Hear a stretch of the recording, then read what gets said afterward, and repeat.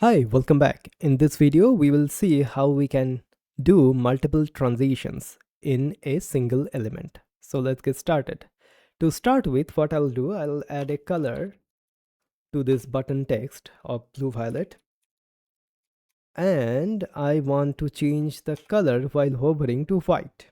So color to white. Okay. Save that and go to the browser right now. So if I just hover, so the changing of the color of the text is instantaneous, as you can see, but the background is not. Okay, so we can add a transition to the changing of the text color as well.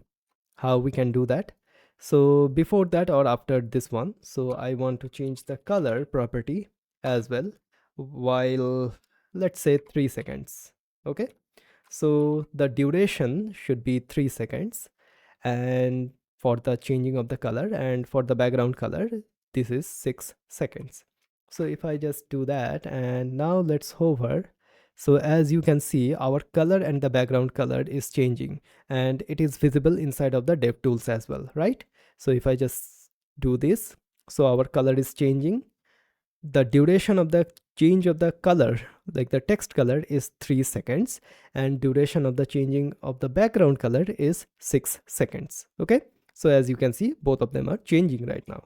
Okay, so this is how we can do multiple transitions basically. Or what we can do, we can use all and do a 0 point or something like 5 seconds, something like this. Okay, so if we do that, then all of the properties will have a transition, and the duration of the transition will be 5 seconds. Okay, so as you can see, our colors and the background color is changing.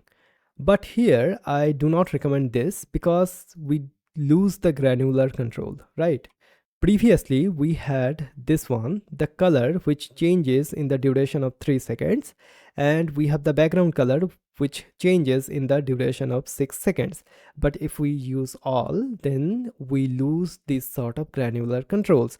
And also I like to be explicit while writing CSS, right? So we usually do not use the all transition, but if you want to change every property which can be transitioned to a certain amount of time, you can use all here as well, inside of the transition as well. But right now we are using multiple transitions at the same time. And also we can use something like milliseconds as well. So I can do 4000 ms. Okay, so we can do that as well. So if I just do that, then also, as you can see, the transition is happening currently right now. Okay, so we can do that as well. So we can use milliseconds, we can use seconds as well.